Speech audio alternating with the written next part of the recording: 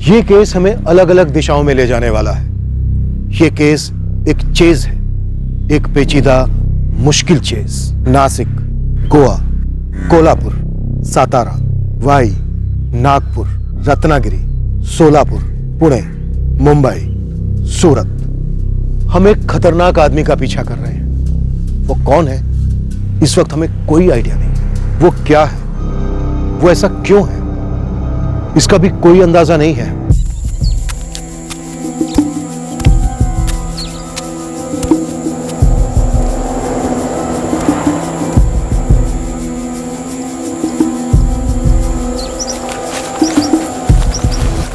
ये आदमी सनकी है, ऑब्सेस्ड है। रचना इतना काफी नहीं है उसे ढूंढने के लिए। हमें कुछ ठोस डिटेल्स और चाहिए होंगी। आप इसकी हिस्ट्री पे गौर कीजिए, उसके तरीके पर एक पैटर्न है उसमें। ये बहुत ही बारीकी और एहतियात के साथ ऑपरेट करता है। इसका एक ऑब्सेशन है प्रोटेक्टेड सेक्स। हर एनकाउंटर में कॉन्डोम यूज हो।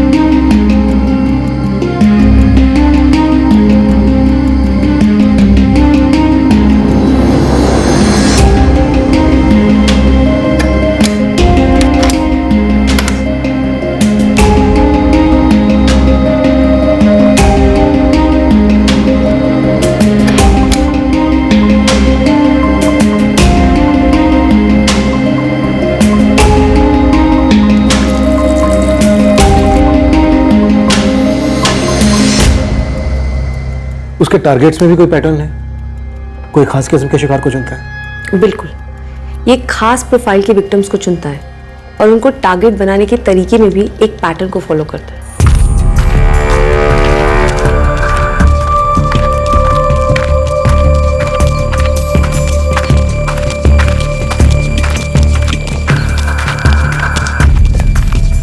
और कितनी दूर चलना होगा? थक गई हो तो थोड़ी देर बैठ जाते हैं।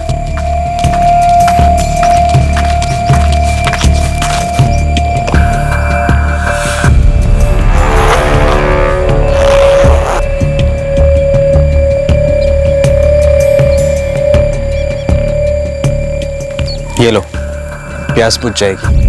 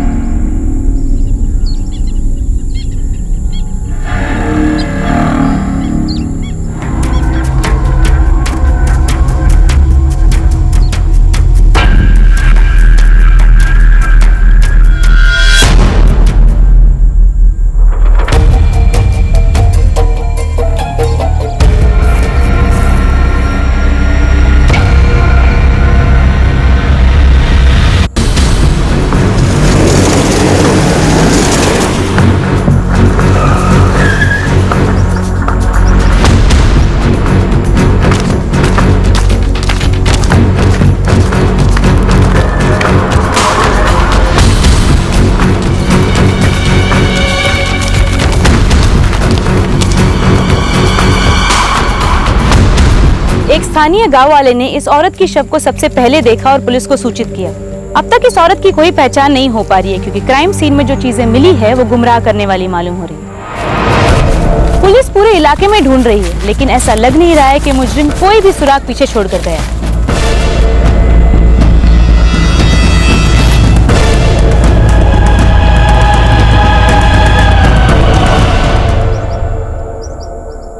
सर, विक्टिम के साथ सेक्सुअल असॉल्ट हुआ ऐसा लग तो नहीं रहा है, पर पोस्टमार्टम ही असली तस्वीर सामने लेके आएगा। विक्टिम की पहचान हो सके ऐसा कुछ मिला? सर, एक डेबिट कार्ड मिला है, मनोज मात्रे नाम का। मनोज मात्रे विक्टिम का कौन हो सकता है? सर, ये जो कोई भी जिसने किया है ऐसे विक्टिम का पर्स और उसमें अपना डेबिट कार्ड हमारे लिए क्यों छोड़कर जाएगा? पॉइंट है। 16 जुलाई 2017 हमारी Nashik crime branch rural division के ज्यूरिसडिक्शन में कत्ल की गई औरत का शव मिला है। इस केस का पहला सुराग एक क्राइम बीट रिपोर्टर से मिलने वाला है और फिर एक मनोवैज्ञानिक इस जुर्म और मुजरिम दोनों को समझने में हमारी मदद करने वाली है। यही है आगे बढ़ने के लिए। इस सुराग का पीछा शुरू करते हैं। अंधी गली में ले जाएगा शायद, पर पीछा तो शुरू होगा। सर, ऐसा ही एक केस मैंने एक अरसे तक ट्रैक किया था। वो केस और ये केस काफी सिमिलर है सर। कौन सा केस अर्चना? सर, मडगांव गोवा का केस था 3 साल पहले का। एक्चुअली इन दोनों केसेस में काफी सिमिलैरिटीज है। जैसे कि? सर, मडगांव में भी ऐसी एक जवान लड़की की लाश मिली थी जिसका गला काटा गया था, और वो लाश भी एक सुनसान इलाके में मिली थी, जंगल में। और उस लाश के पास भी एक पर्स मिला था जिसके अंदर एक आइडेंटिफिकेशन डॉक्यूमेंट था, और वो भी एक आदमी का।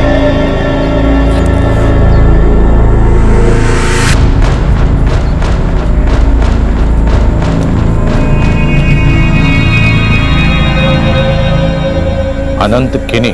सर, झोल मालूम होता है। एक आदमी का आई कार्ड एक औरत के पर्स में, उसकी लाश के पास। इतना बड़ा कांड करने वाला ऐसी गलती करेगा नहीं। शायद ये अनंत किनी हमें ये बता पाए कि ये औरत है कौन। सर, केस का FIR नंबर था 147/2014 और औरत की लाश F9/14। सर, ये केस अब तक क्लोज नहीं हुआ है। अनसॉल्व केसेस में पड़ी है फाइल। सर, 2014 में गोवा में करस्पॉन्डेंट थी मैं। उस वक्त मैंने इस केस को काफी फॉलो किया था, ऑलमोस्ट 1 साल तक। तब वहाँ की पुलिस को कोई ब्रेक थ्रू नहीं मिला था, आज भी नहीं मिला। वो औरत ट्रेस हुई थी? नहीं ना सर, एक्चुअली मैंने भी उस वक्त पुलिस की काफी हेल्प करने की कोशिश की थी, लेकिन वही अंधी गली। ये रिपोर्टर अर्चना की गोवा वाली लीड में पता नहीं कितना वजन है, पर गोवा पुलिस से कोऑर्डिनेटर तो बनता है। विनीत, तुम इस डेबिट कार्ड वाले मनोज मात्रे को ढूंढ निकालो। सुधा, तुम पोस्टमार्टम की सारी डिटेल्स इकट्ठा करो। मैं पता करता हूं कि यहाँ के केस में और गोवा के केस में और कितनी समानता है। सर, इन दोनों केसेस में कई चीजें कॉमन है।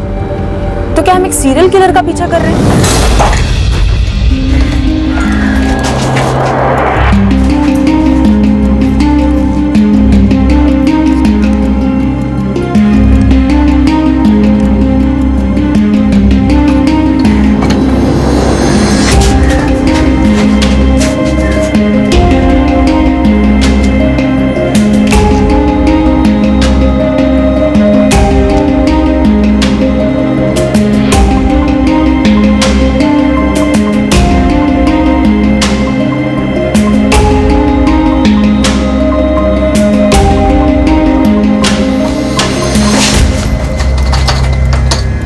और विक्टिम को पता भी नहीं चला होगा कि उसके साथ सेक्सुअल असॉल्ट हो रहा है। तो रेप कंफर्म्ड है?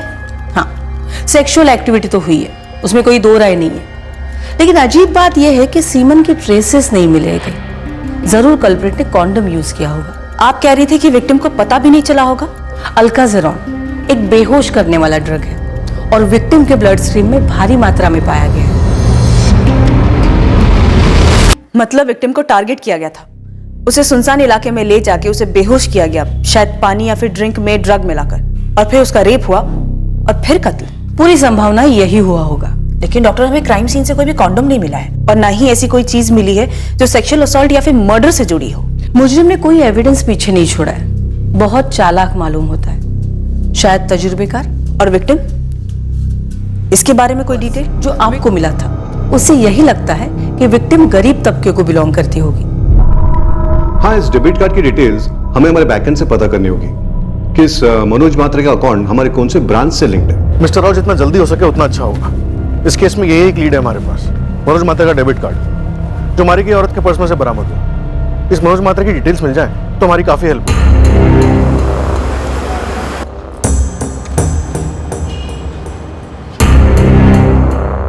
माय गॉड, ये वही मालूम होता है। काफी सिमिलरिटीज है।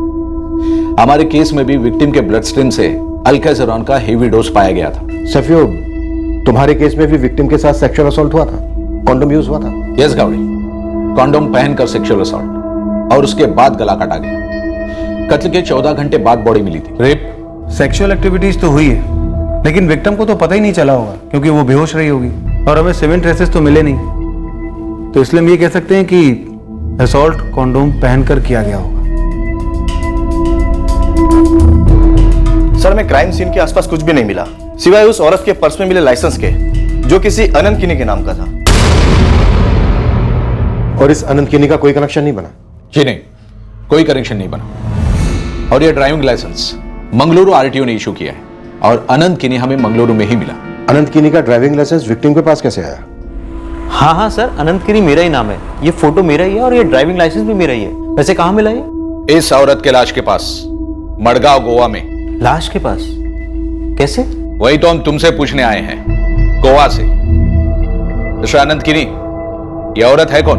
मुझे क्या पता ये औरत कौन है, और मैं तो मडगांव कभी गया भी नहीं हूँ। तो क्या तुम्हारा ड्राइविंग लाइसेंस खुद ब खुद तुम्हारे वॉलेट से निकलकर सीधे मडगांव पहुंच गया? मेरा वॉलेट चोरी हो गया था और उसमें मेरा पैन कार्ड वगैरह सब कुछ था सर।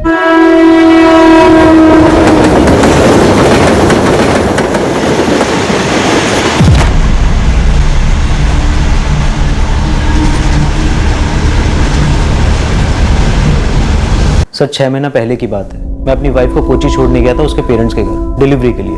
मैंगलोर वापस लौट रहा था तभी हुआ। जब सुबह उठकर देखा तो वॉलेट गायब था सर। चोर पकड़ा गया? सर ये आप मुझसे क्यों पूछ रहे हैं? आप यहाँ के वर्धन नगर थाने में जाकर पूछिए ना, मैंने वही रिपोर्ट लिखवाई थी। सर मैंने अपने सारे कार्ड्स ब्लॉक कर दिए थे, नया ड्राइविंग लाइसेंस, नया पैन कार्ड, सब नया बनवाया। ट्रेन में अनंत किनी के साथ और कौन कौन सफर कर रहा था ये तो हम पता कर लेते, लेकिन इतने सारे लोगों में चोर को कैसे ट्रेस कर पाते? ये औरत भी ट्रेस नहीं हुई? एक सिंगल सुराग नहीं मिल पाया उसके आइडेंटिफिकेशन के लिए। शायद मडगांव के बाहर की होगी। हमारी विक्टिम का भी सेम प्रोफाइल भर रहा है। तो फिर पूरे चांसेस है कि आपका मनोज म्हात्रे अनंत किनी के प्रोफाइल का ही निकलेगा, जिसका इस केस से दूर दूर तक लेना देना नहीं होगा। जी मैं ही हूँ मनोज म्हात्रे। मेरा डेबिट कार्ड आपको कहाँ से मिला सर? 3 महीने पहले खो गया था। मनोज, ये कार्ड हमें नासिक डिस्ट्रिक्ट के इगतपुरी के पास मिला, एक औरत के पर्स में। औरत के पर्स में? उस औरत का पहले सेक्सुअल असॉल्ट किया गया, उसके बाद मर्डर। सर मेरा वॉलेट तो चोरी हो गया था, भोपाल से नागपुर आते वक्त में।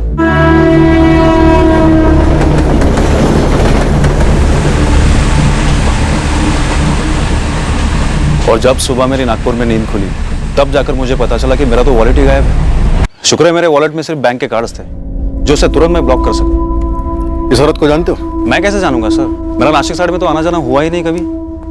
हाँ, एक आध बार शिरडी और शनि शिंगणापुर जाकर आया हूँ दर्शन के लिए। पर दोनों केसेस में एक दो नहीं, कई चीजें कॉमन है विनीत। हाँ सर, इतना तो पक्का है। ये सीरियल किलर सेक्सुअल असॉल्ट और मर्डर करने के अलावा चालाक चोर भी है। पर चोरी पैसों की नहीं, पहचान की करता है। और गोवा के केस की तरह हमारे केस की भी विक्टिम की शिनाख्त नहीं हो पाई है। पूरे 3 दिन हो चुके हैं। सुधा, हमारे केस की विक्टिम नासिक या इगतपुरी के बाहर की हो सकती है। सर मैंने महाराष्ट्र स्टेट के सभी थानों में विक्टिम की फोटो और केस डिटेल भिजवा दी है। और सर अगर विक्टिम महाराष्ट्र के बाहर की है तो तलाश का दायरा काफी वाइड हो जाएगा। 3 साल के गैप के बावजूद दोनों केसेस में मॉडस ऑपरेंडी लगभग 100% मैच हो रही है। हो सकता है किसी सीरियल किलर का काम, और हो सकता है इस वक्त वो अपने अगली शिकार की तलाश में घूम रहा हो।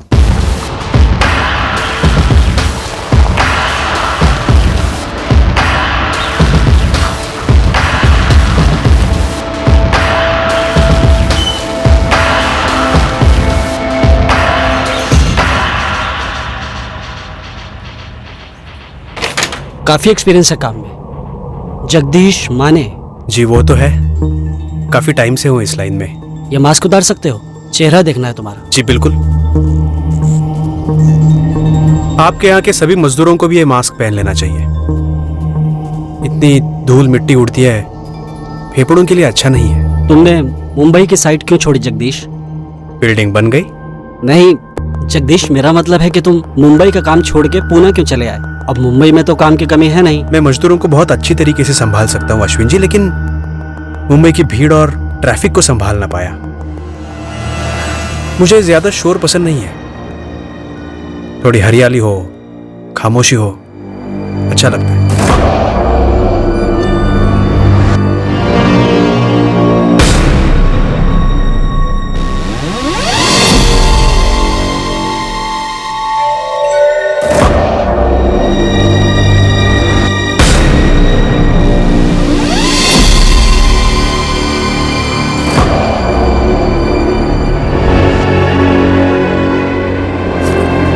क्या कोई नई है क्या?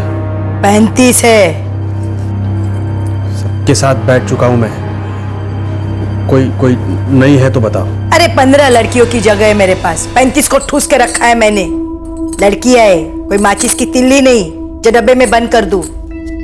बैठना है तो इन्हीं में से बैठ।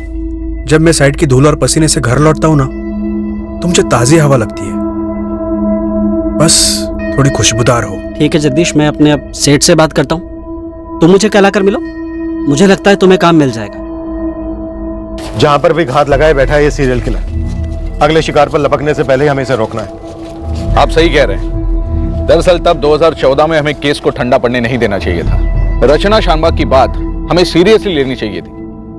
रचना ने तब पॉइंट आउट भी किया था कि इस केस में कुछ साइंस है जो किसी मेंटली अफेक्टेड शख्स के हो सकते हैं। कौन है रचना शानबाग, कहां मिलेगी? वो एक साइकोलॉजिस्ट है और इस वक्त मुंबई में फॉरेंसिक डिपार्टमेंट की कंसल्टेंट भी। महाराष्ट्र के सारे केसेस चेक करो, नेशनल क्राइम डेटाबेस भी स्कैन करो। सेक्सुअल असॉल्ट की कोई भी हिस्ट्री हो या हमारे केस से मिलता जुलता एक भी केस हो, तुरंत पेपर्स मंगवाओ। मैंने इंस्पेक्टर सावी रॉड्रिग्स को पूरी रिसर्च हैंडओवर की थी, ऐसे ही पैटर्न के सीरियल किलर्स के बारे में। छोटा सा क्लू भी मिल जाए तो पूरी गंभीरता से लेना बहुत इंपॉर्टेंट, और यहाँ तो मैंने पूरी लीड दी थी। रचना, अब हम जाग गए हैं और हमें हर हाल में इस भयंकर मुजरिम को पकड़ना है। आई थिंक इन 3 सालों में इसके और भी विक्टिम्स रहे होंगे, और ये भी हो सकता है कि अभी इस वक्त, इस मिनट जब हम उसका एनालिसिस कर रहे हैं, तो ये किलर अपने अगले शिकार का टारगेट कर रहा हो।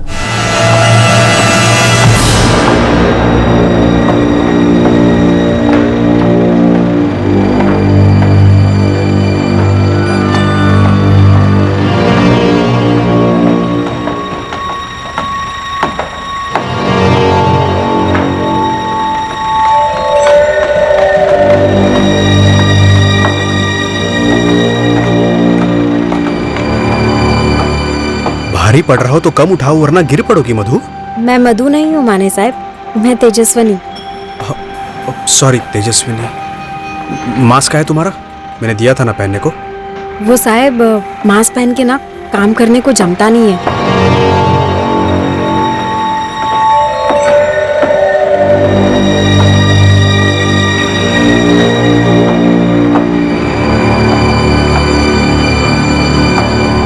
दोनों ही केसेस में एल्काज़ोरॉन ड्रग्स, यानी कि वो दवाइयों का जानकार है।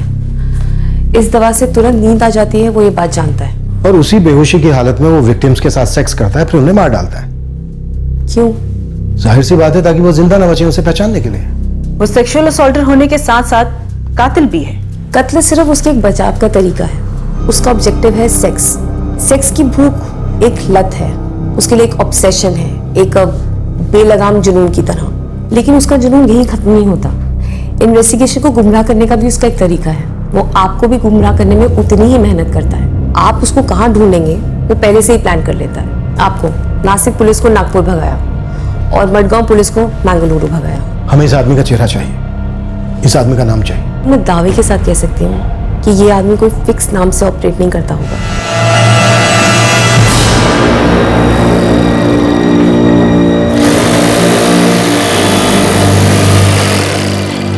अच्छा काम कर रही हो तुम। सोच रहा हूँ मैनेजर साहब से बात करके तुम्हारी तनख्वाह बढ़ा दूं। Thank you Peter sir. Welcome.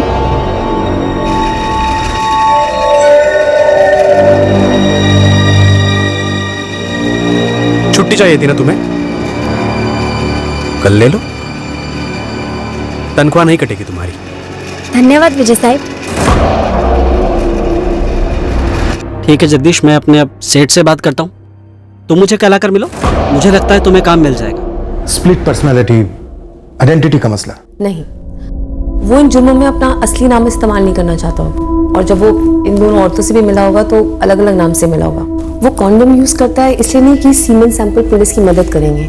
मेरे ख्याल से वो अपनी सेफ्टी के लिए करता है, ताकि उसे कोई इन्फेक्शन ना हो, कोई बीमारी ना हो सकता है कि उसे सफाई का, सेफ्टी का ऑब्सेशन हो। वो अपना उतना ही ख्याल रखता है जितना ये अपने विक्टिम्स का रखता है। आप विक्टिम की फोटोज देखिए, विक्टिम के कपड़े फटे हुए नहीं है, ना ही इनकी बॉडी पे किसी स्ट्रगल के निशान है।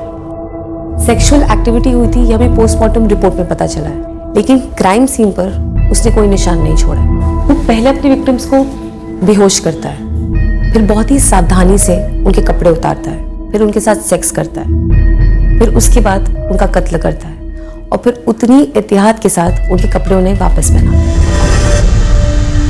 ये अपने विक्टिम्स को मरने के बाद भी ऐसे ही नहीं छोड़ता, उनको अच्छे से वापस कपड़े पहनाता है, तभी उसके विक्टिम्स आपको ऐसे मिलते हैं जैसे कि वो मानो आराम से सो रहे हैं। उसने दोनों मर्डर्स जंगल में किए, जहां लोगों का आना जाना ना के बराबर होता है। ऐसा किलर शायद पहले से ही तय करके रखता होगा कि किस दिन कितने बजे कौन से इलाके में उसको अपने विक्टिम को लेकर आना है। तो पूरे इलाके को बहुत अच्छे से स्टडी करता होगा, विक्टिम्स को किसी बहाने वहां पर लेकर जाता होगा।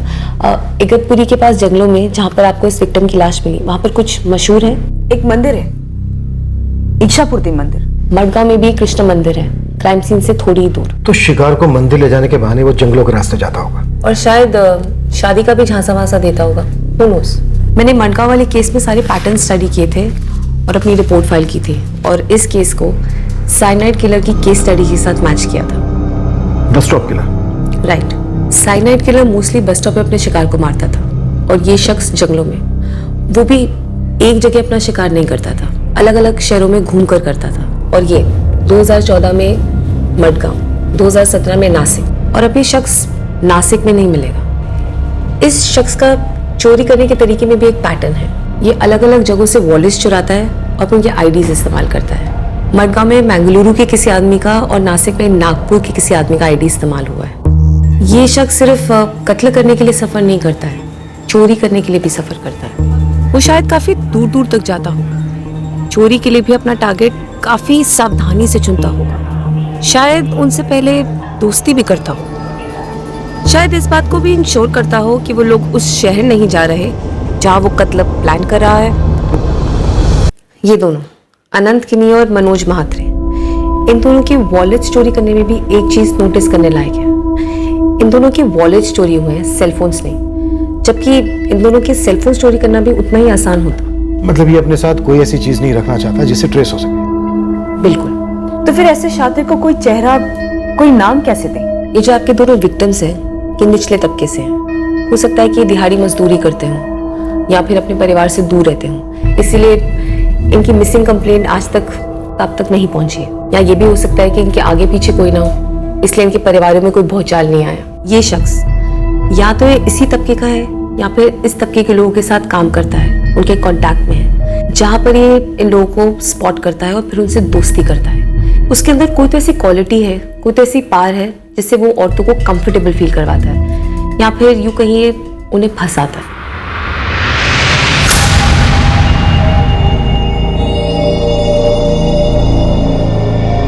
जगदीश, मैं तुम्हारे साथ नहीं आ पाऊंगी।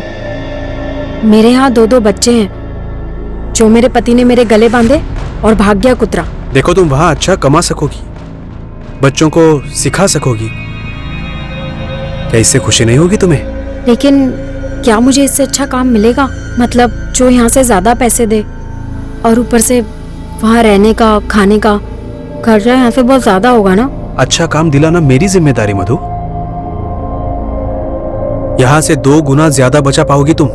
ठीक है जगदीश, मैं चलूंगी तुम्हारे साथ, लेकिन तुम मुझे ये बार बार मधु मधु क्यों बुला रहे हो? फिर से गलती हो गई। या तो ये अपने सेक्सुअल डिजायर्स को, अपनी इच्छाओं को डायरेक्टली बोल नहीं पाता होगा, या फिर ये औरतें इसकी इच्छाओं के सामने झुकती नहीं होंगी, इसलिए उनको ड्रग देकर, बेहोश कर कर अपनी विकृति को अंजाम देता होगा और उसके बाद उनका कत्ल कर देता होगा। इस आदमी की सेक्सुअल नीड नॉर्मल नहीं है। ऐसे लोगों में एक अनकंट्रोलेबल सेक्सुअल अर्ज होती है, एक सेक्सुअल नीड होती है, और वो कॉन्डोम यूज करता है।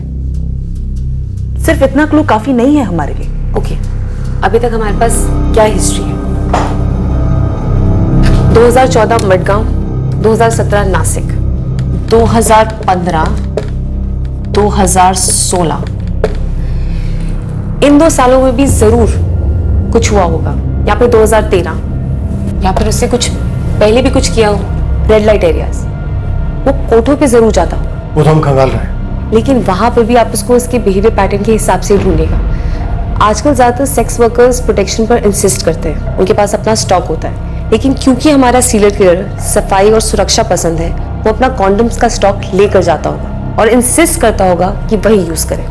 पॉइंट है role play. Role play? Yes, role play.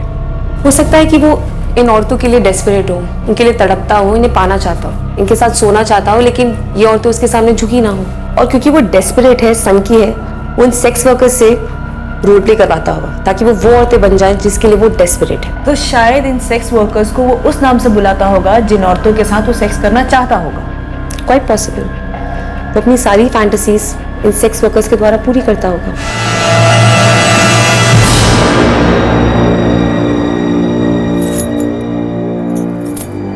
Sari है तेरे पास? है ना। पहन क्या?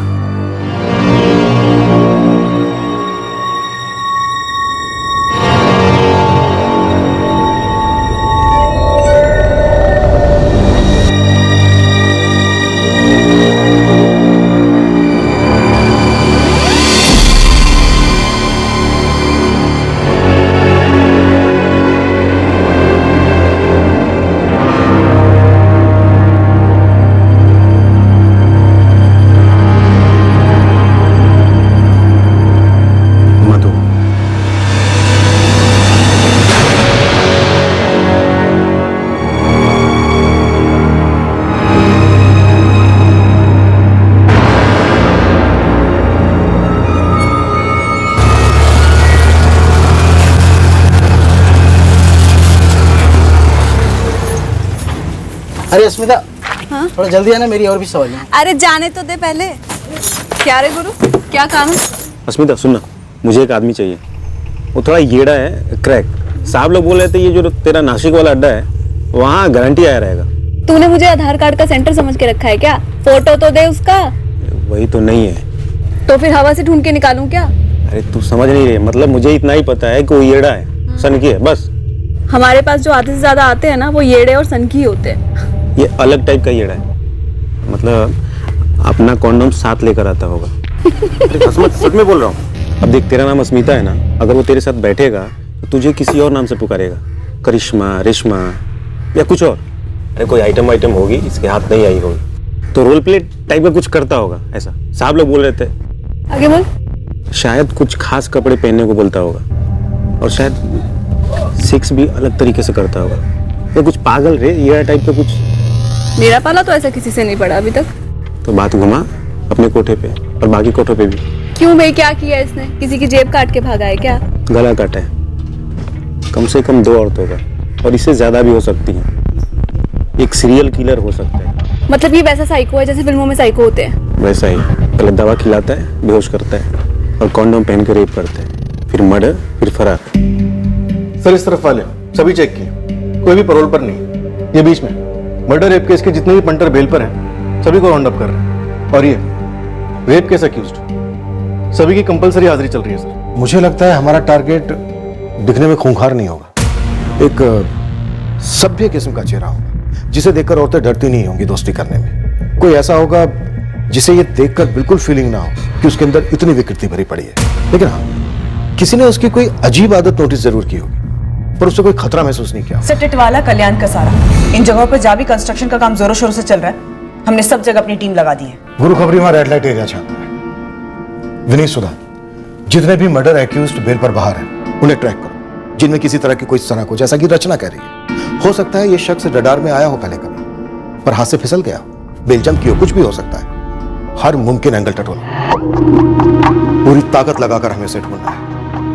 अब एक और मर्डर होने नहीं देना। पुराने कैदियों और आरोपियों से बात की गई इस उम्मीद से कि शायद कोई इस तरह के बिहेवियर वाला उनके ध्यान में आया हो।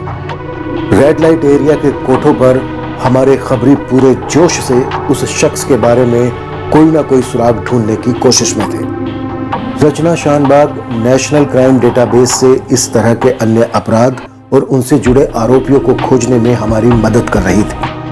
पूरे राज्य और राज्य के बाहर के भी पुलिस थानों में दोनों विक्टिम्स की तस्वीरें और डिटेल्स भेजी गई, इस उम्मीद से कि कहीं कोई सिमिलर मिसिंग केस या कोई इंक्वायरी में कोई छोटा सा भी ब्रेक थ्रू मिला हो। पर जिस आदमी की हमें तलाश थी वो अभी हमसे कोसों दूर था। गुमनामी की चादर में लिपटा वो कोई भी हो सकता था, कहीं भी हो सकता था।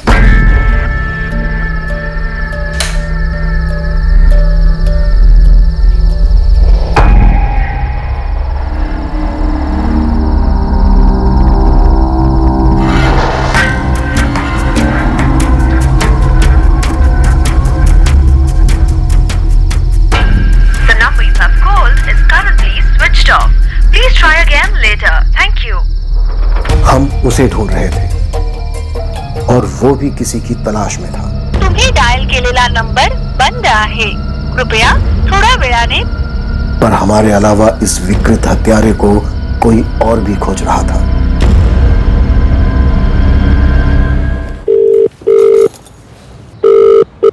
हाँ स्मिता, अरे केस की बोनी तो करा. पूजा नाम है लड़की का. हाँ, रामाबाई के कोठे पे बैठती है. पूजा, बता क्या जानती है? पहले ये बता कि तेरी टिप में मेरा कितना टक्कर है? अरे यार पूजा, कुछ काम की बता तो सही. इंस्पेक्टर मिलिंद, मुझे शायद आपकी केस में एक लीड मिली है. वैसे अभी तो नेशनल डेटाबेस में मिले सारे अपराधियों और आरोपियों की फाइल्स मैंने नहीं छानी है, लेकिन मिसिंग फाइल्स में एक ऐसा नाम है जो शायद हमारे किलर की प्रोफाइल से मैच करता है. कौन है गुमशुदा आदमी? इसका नाम है कमलेश यादव. ये अक्टूबर 2016 में सतारा से गायब हुआ था. हो सकता है कि कमलेश यादव इसका असली नाम भी ना हो, लेकिन एक लीड हो सकती है. रचना, तुम्हें ऐसा क्यों लग रहा है कि ये गुमशुदा आदमी हमारी लीड हो सकता है? अरे कुछ तो बताना यार, नाम, हुलिया या निशान, कुछ तो. अबे मैं क्या ग्राहकों के नाम पूछते बैठती हूँ, और अगर बता भी देगा तो क्या भरोसा है कि सही नाम है? अरे वो अस्मिता बोली थी मेरे को कि ऐसा ऐसा एडे टाइप का आदमी है. मैंने कहा हाँ, आया तो था एक ग्राहक ऐसा. अबे वो खुद ही अपना कंडोम लेके आता था और हर बारी ना उसको चाहिए होता था कि मैं कुछ नया पहन कर आऊं. क्या? नहीं मतलब मैं सलवार पहनी थी तो बोला जा जाके साड़ी पहन के आ जा. फिर अगली बार जब मैं साड़ी पहनी थी तो बोला जा वो जीन्स पैंट और शर्ट पहन के आ जा. और फिर एक बार तो बोला कुछ मत पहन, ऐसे ही खड़ी हो जा दीवार के सहारे. एक घूर बच्चन, ताजमहल नहीं हूं मैं. ठंड लग रही है मेरे को.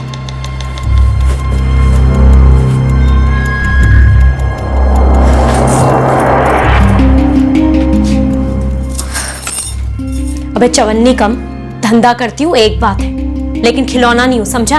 अपना भी मूड, इज्जत विज्जत सबका लफड़ा होता है. अगर तेरा मूड नहीं है ना तो अपना भी मूड नहीं है. काहे को हर 4 दिन में आके यहाँ पे रायता फैला रहा है? मैं ना रमाबाई से बात करूंगी. अगली बार से ना मेरे को तेरे साथ ना बिठाए. मेरे को नहीं बनना किसी येड़े की मधुबाला. ऐसी बात मत करना तू मधु, देख माफ कर दे. अबे मधु नहीं हूँ मैं, पूजा हूँ, पूजा.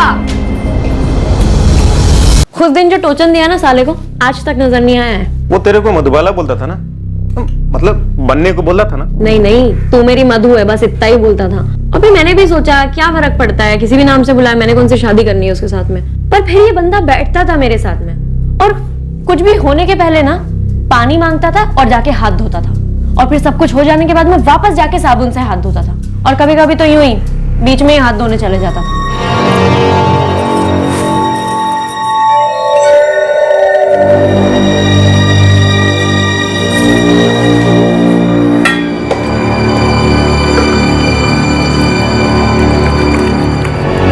अबे ओ भीगे उठते रहे, यहाँ पानी की ना जबरदस्त किल्लत है. तो क्या बार बार हाथ धोता रहता है? कूड़ा दानू मैं?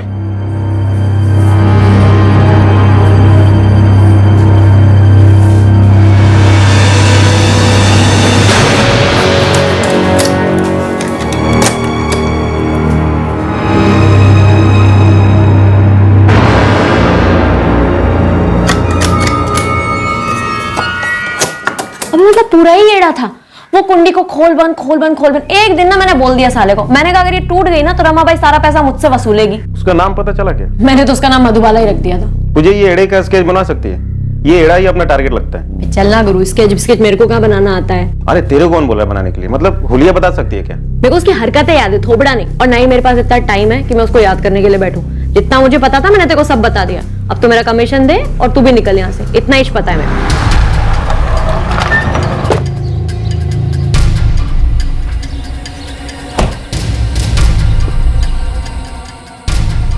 ये रहा वो शख्स, सतारा में लीबर सुपरवाइजर था. अक्टूबर 2016 से गायब है. इसकी पत्नी पल्लवी यादव ने इसकी मिसिंग कंप्लेंट दर्ज करवाई थी, अब तक नहीं मिला है. तुम दावे के साथ इसे कल्प्रिट मान रही हो इस केस का, क्योंकि ये लेबर सुपरवाइजर था? सिर्फ ये रीजन नहीं है. मैं दरअसल जितनी भी औरतें मिसिंग हैं उनकी फाइल्स चेक कर रही थी. ये कनेक्शन क्या बनता है रचना? ये लड़की मोनाली कुरवेकर चिपलून से गायब होती है, तो ये दोनों केसेस आपस में कैसे जुड़े हुए हैं? दरअसल मोनाली कुरवेकर की मिसिंग रिपोर्ट पंचगनी के पास बई में दर्ज कराई गई. मोनाली के फादर है चंद्रकांत कुरवेकर और मदर है उषा कुरवेकर, और इसकी बहन है पल्लवी यादव, कमलेश यादव की पत्नी। मैं कोई नतीजे पे नहीं पहुंच रही हूँ, मैं सिर्फ सारी डॉट्स ज्वाइन करने की कोशिश कर रही हूँ। दरअसल ये लेबर सुपरवाइजर कमलेश यादव की प्रोफाइल मेरे दिमाग में अटक गई थी, वो भी अभी तक नहीं मिला है। और फिर मुझे मोनाली की मिसिंग फाइल मिली। मोनाली जो पल्लवी की बहन है, पल्लवी जो मिसिंग कमलेश यादव की पत्नी है, और मोनाली अभी तक नहीं मिली है। कमलेश यादव की पूरी डिटेल्स निकालते हैं। सतारा में इसकी फैमिली का कोई ना कोई जरूर होगा। सर, गुरु खबरी आया है। भेजो उसे। बोल गुरु। सर, रामाबाई के कोठे पे एक पूजा करके लड़की है, उसका एक कस्टमर था, वो बिल्कुल वैसा ही था जैसा आपने बताया था, वही कॉन्डोम वॉन्डोम रोल प्ले जैसा, लेकिन 1 महीने से वो आया नहीं उधर। इस पूजा को ले आता अपने साथ? पूजा बोल रही थी, उसका चेहरा वेरा याद नहीं उसे, तो स्केच उसके नहीं बना सकती। ये एड़ा 1 महीने से आ नहीं रहा है ना उधर। हाँ, वो बोल रही थी हर बार उसे अलग अलग कपड़े में देखना उसे पसंद है, उसे मधु मधु करके बुलाता था। अगर वो स्केच नहीं बनवाना चाहती है तो हम उसे फोटो दिखा सकते हैं। गुरु, ये फोटो दिखा से और कुछ ये याद नहीं है क्या? सतारा के इस केस की डिटेल्स निकाल। इस केस में हर लीड दरअसल अंधेरे में तीर था और हमारा मुजरिम बेहद खतरनाक था और हमें किसी भी सूरत में उसे ढूंढना ही था, चाहे वो कोई भी हो, कहीं भी हो। और रचना द्वारा दी गई लीड हमें उस शख्स की पहली झांकी देने वाली थी कि आखिर वो शख्स कौन था जिसे हम खोज रहे थे। हाँ, वो मिसिंग कमलेश यादव का केस मुझे अच्छे से याद है। सीरियल किलर कैसे बने? इस वक्त हम दावे के साथ तो नहीं कह सकते, लेकिन ये कमलेश यादव हमारा टारगेट हो सकता है। हमें कमलेश की पत्नी पल्लवी यादव से बात करनी थी और कमलेश की फैमिली तक भी पहुंचना है। लेकिन सतारा में तो कमलेश यादव की कोई फैमिली है ही नहीं। तो फिर कहाँ है? कमलेश यादव की पत्नी पल्लवी ने हमको बताया था कि उसकी कोई फैमिली है ही नहीं। कुछ तो बड़ा पार्ट है। पल्लवी की छोटी बहन मोनाली भी चिपलून से तकरीबन उसी वक्त गायब हुई थी जब कमलेश यादव गायब हुआ। हाँ, मुझे मालूम है। आप पल्लवी यादव से बात करना चाहते हैं? हाँ, ठीक है, आप मुझे आधा घंटा दीजिए, मैं पल्लवी से कांटेक्ट करता हूँ। मोनाली कुरवेकर की मिसिंग कंप्लेंट यहाँ वाई में हमारे ही पुलिस स्टेशन में दर्ज हुई थी, लेकिन वो गायब यहाँ से नहीं हुई थी। मोनाली के माँ बाप का कहना था कि मोनाली को चिपलून के किसी होटल में नौकरी मिली थी, इसलिए वो चिपलून गई थी। हमने चिपलून के सभी छोटे बड़े होटल्स में पूछताछ की थी, मोनाली कुरवेकर नाम की किसी लड़की को किसी होटल में कोई नौकरी नहीं मिली थी। क्या? 14 अक्टूबर 2016 को मोनाली अपने घर से चिपलून के लिए निकली थी, लेकिन तब से उसका कोई पता नहीं। मोनाली के माँ बाप ने उसी शाम आकर कंप्लेंट लिखवाई थी। मुझे मोनाली के माँ बाप से बात करनी है। हाँ बाबा, मुझे भी पुलिस का फोन आया था, उनको कमलेश के बारे में बात करनी है। अगर पल्लवी काय भानगढ़ है, कमलेश और मोनाली की खबर आ रही है, वो भी साथ साथ। तुम अपने थाने जाकर पता करो ना, मैं भी अपने थाने के लिए निकलती हूँ, जरूरत पड़ेगी तो मैं वाई आ जाऊंगी। मी आधीच सांगितलं होतं, इस कमलेश में खोट है, लेकिन पल्लवी ने हमारी सुनी ही नहीं। उषा, कमलेश गया खड्डे में, मुझे अपनी बेटी मोनाली की फिक्र है।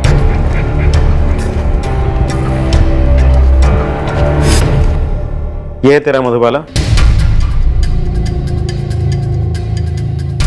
सर, आपकी ये साइको मैडम ने सही पकड़ा है, ये कमलेश यादव ही आपका टारगेट है। पूजा ने पहचान लिया इसको। पूजा को इसने अपना क्या नाम बताया था? पूजा को इसका नाम तो नहीं पता था, लेकिन वो इसको मधुबाला करके बुलाती थी, क्योंकि ये एड़ा चाहता था कि वो इसकी मधु बने, और ये पूजा को हमेशा मधु मधु करके बुलाता था।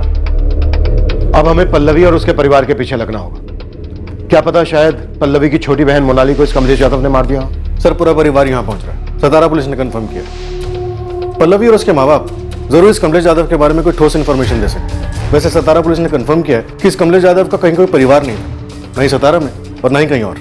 ये कमलेश यादव या जो भी इसका नाम है, ये हमारा टारगेट। हमारे टारगेट को एक चेहरा मिल गया है, बस जल्द से जल्द हमें इसे थमना है।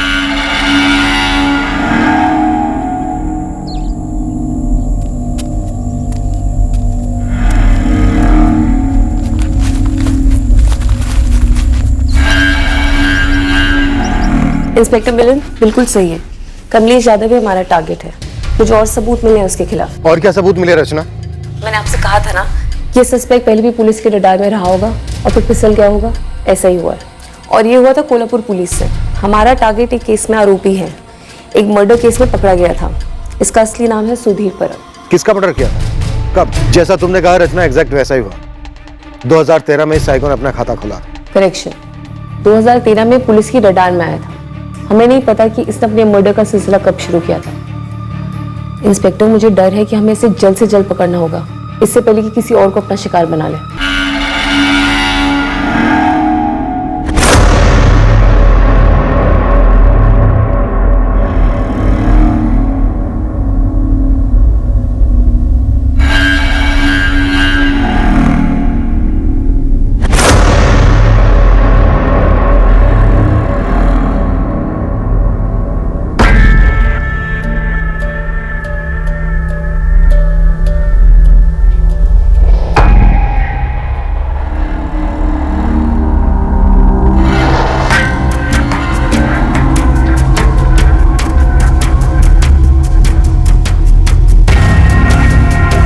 बहुत सुंदर दिख रही हो मधु।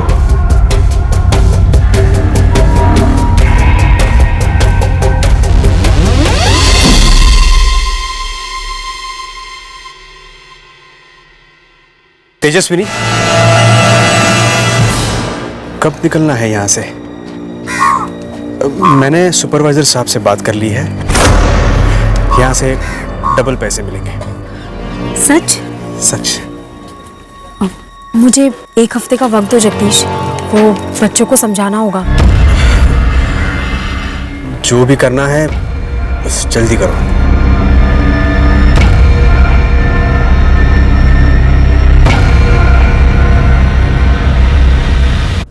हमारा संदिग्ध एक पुलिस थाने की गिरफ्त में था। 2013 में उसने मैथिली खेड़ेकर नामक औरत की हत्या की थी। ये आदमी अपनी जेल की सजा के बीच वहां से निकला कैसे? अपनी विकृति को कैसे अंजाम दे पाया? ये सुधीर परब ही कमलेश यादव है। ऐसा कैसे हो सकता है कि पल्लवी और उसके माँ बाप इस बात से बिल्कुल अनजान हो? शायद जानते होंगे पर छुपा रहे हैं। शायद फैमिली खुद विक्टिम है सर। पल्लवी की छोटी बहन मोनाली, वो भी तो मिसिंग है। तुम दोनों पल्लवी और उसके माँ बाप से बात करो, जो लीड मिले फॉलो करो। मैं कोल्हापुर में जाकर पता करता हूँ कि सुधीर परब की असलियत क्या है। शायद उसके अतीत में कुछ ऐसा मिले जो उसे रोकने में काम आए।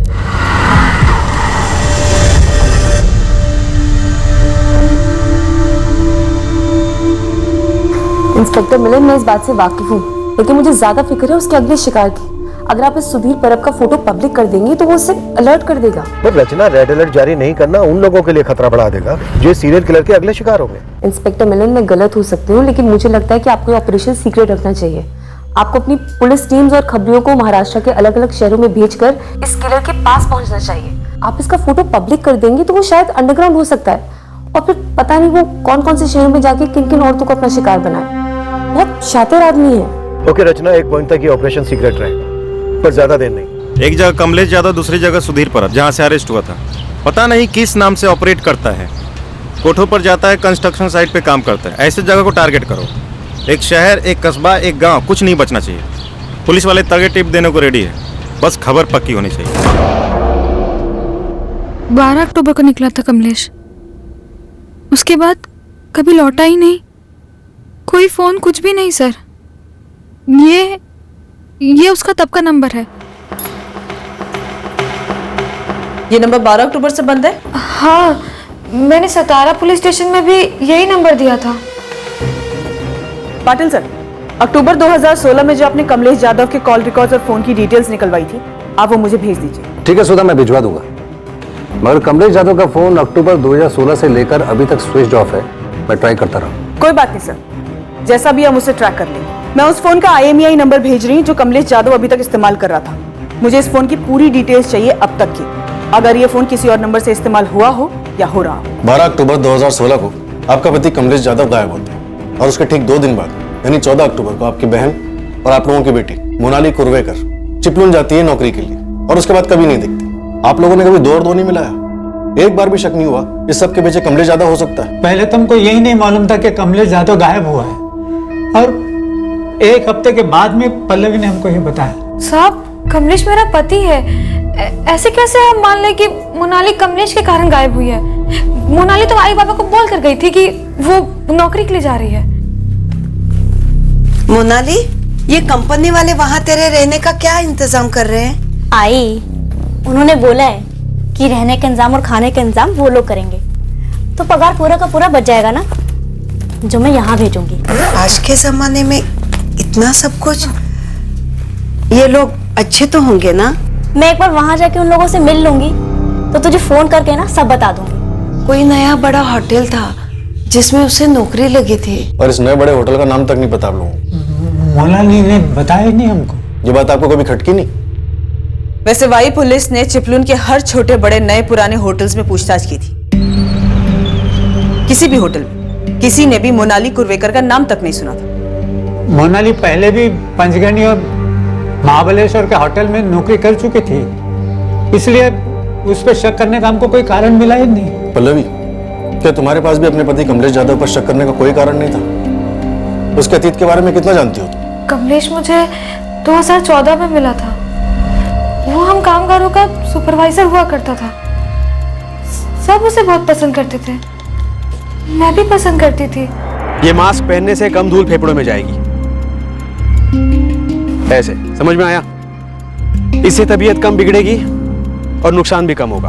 और अगर वैसे भी अगर जान है तो जहान है, नहीं? आप सभी लोगों ने इसे पहनना चाहिए। लेकिन कमलेश सर, इसे पहन कर ना काम करना नहीं जमता है। मैं समझता हूं कि थोड़ी दिक्कत होगी, मगर कुछ ही दिनों के लिए होगी, लेकिन फायदे जिंदगी भर के लिए है। कोई कायदा नहीं है कि इसे पहनना ही पड़ेगा, लेकिन कुछ चीजें कायदों के परे होते हैं, इंसानों के लिए सही होते हैं। लो, इसे पहनकर काम करो, और जब आप शाम को घर लौटोगे तो देखोगे कि इसमें कितनी धूल जमी होगी जो आपके फेफड़ों में गई होगी। मुझे कमलेश से प्यार हो गया सर। वो मेरा ख्याल रखता था, मुझे उसकी ये बात सबसे अच्छी लगती थी, इसलिए शादी कर ली। हम शादी के खिलाफ थे साहब, हमारे मन में कुछ शंकाएं थी। उसने अपने बारे में कभी कुछ बताया नहीं। क्या नहीं बताया चंद्रकांत जी? कि उसका असली नाम सुधीर परब था। वो कोल्हापुर में मैथिली खेड़ेकर नाम की औरत के कत्ल के जुर्म में गिरफ्तार हुआ था।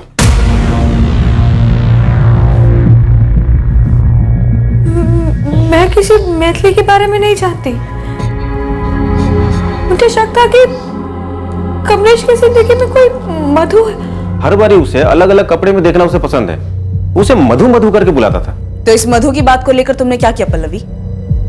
कभी मधु के बारे में कुछ जानने की कोशिश की? कभी कमलेश से कुछ पूछा? हाँ, कमलेश, तुमने आज फिर मुझे मधु कहकर पुकारा।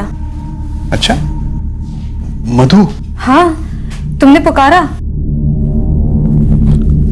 मधु, हो गया मेरा, निकल रहा हूं मैं। पता नहीं क्यों, बस निकल गया होगा। लेकिन कमलेश, ये पहली बार नहीं हुआ है। इससे पहले भी तुमने मुझे मधु कहकर पुकारा है। कौन है ये मधु? मुझे क्या पता रहे, इतने अलग अलग लोगों से मिलता रहता हूं मैं, अलग अलग साइट्स पे। निकल गया होगा गलती से, इंसान हूं मैं, जुबान फिसलती है कभी कभी। चल निकलता। मुझे शक हो गया था कि कमलेश का किसी मधु के साथ चक्कर चल रहा है। मुझे लगा साइट पर कोई होगी ये मधु। मैंने अपने तरीके से साइट पे पता किया था, वहां कोई मधु नहीं थी। जब पल्लवी उस कमलेश को हमसे मिलाने लाई थी, हमने उसके माँ बाप के बारे में, उसके परिवार के बारे में ठीक है, बचपन में तुम्हारे माँ बाप गुजर गए, लेकिन कमलेश, तुम्हारा कोई गांव तो होगा ना? किसी न किसी गांव में, कस्बे में कोई ना कोई रिश्तेदार तो हो गए। अगर होगा भी तो मुझे कुछ याद नहीं है। इतने साल अकेला रहा हूं, कुछ याद ही नहीं है बचपन के बारे में। लेकिन मेरे बाबा ने मेरे लिए काफी कुछ छोड़ रखा था, उसी से मैंने अपनी इंजीनियरिंग कंप्लीट की। सब खुद किया मैंने। हाँ, कुछ रिश्तेदार थे जरूर, लेकिन उनका रिश्ता सिर्फ पैसों से था। लेकिन मैंने किसी को भी अपने करीब नहीं आने दिया। तो तुम्हारे बाबा क्या करते थे? बिल्डर थे। काफी कुछ जमीनें छोड़ी है मेरे लिए, पुणे में, मुंबई में। जमीनें हैं पुणे में, मुंबई में, इंजीनियरिंग पढ़े हो, और इस सब के बावजूद कामगारों के सुपरवाइजर बने। हाँ, क्योंकि बाबा ने जो छोड़ा है वो कहीं भागा तो नहीं जा रहा है। और वैसे भी मुझे लोगों के साथ काम करना बहुत अच्छा लगता है, उनके बीच रहकर काम करना बहुत अच्छा लगता है मुझे। पल्लवी बेटा, मैं घुमा के बात नहीं करूंगा, सीधे बोलूंगा। कमलेश ये आदमी मुझे टेढ़ा लग रहा है। वो कोई टेढ़े वेढ़े आदमी नहीं है, उन्हें वाकई लोग पसंद करते हैं। आप ना कभी साइट पर आके देखो, कमलेश की लोग बहुत इज्जत करते हैं। आई, उन्हें लोग सच्ची प्यार करते हैं, क्योंकि वो दिल से लोगों की मदद करते हैं। ये सब बातें अपनी जगह पल्लवी, लेकिन जो आदमी अपने खानदान का नाम तक नहीं लेता, कहता है कि रिश्तेदारों को दूर कर दिया, ये क्या बात हुई? सबसे बैर तो नहीं हो सकता, जबकि वो कहता है कि उसे लोग पसंद है। आप लोगों ने उसे सही तरीके से नहीं देखा है। मैंने देखा है बाबा। हमने जिंदगी देखी है बेटा पल्लवी। मैं इस शादी को अपनी रजामंदी नहीं दे सकता। पल्लवी प्यार में अंधी हो गई थी, कमलेश से शादी कर ली, हमको अंधेरे में रखा और हमें तब बताया जब कमलेश इसे छोड़ के चला गया। इसलिए कमलेश के गायब होने में और मोनाली के गायब होने में कोई लेन देन है, ये हमें सूझा ही नहीं। मुझे अभी भी नहीं लगता कि कमलेश ऐसा कुछ कर सकते हैं। कैसा कुछ पल्लवी? क्या यकीन नहीं होता है कि तुम्हारा पति कमलेश मोनाली को भगा के ले गया है? वो तो हम भी नहीं कह रहे हैं, क्योंकि वो अभी साबित नहीं हुआ है। लेकिन कोल्हापुर में जो मर्डर हुआ है वो तुम्हारे पति कमलेश ने खुद कबूल किया है। तुम्हारा पति कमलेश दरअसल खूनी सुधीर परब है, जो कि शायद ये भी उसका असली नाम ना हो, और जो खून उसने किया है शायद वो खून भी उसका पहला खून ना हो। पल्लवी जाधव से हम सिर्फ ये जान पाए कि उसे और उसके परिवार को किस तरह कमलेश जाधव और सुधीर परब ने दगा दिया था। उसके सीरियल किलर होने की तरफ कोई इशारा नहीं मिल रहा था, पर कोल्हापुर से हमें इस केस के लिए एक मजबूत ठोस लीड मिलने वाली थी। पर क्या यह लीड हमें इस सीरियल किलर तक पहुंचाएगी, यह देखना बाकी है। सुधीर परब पुलिस कस्टडी से भाग गया, पर कैसे रमेश? हमारी तरफ से लापरवाही हुई थी सर।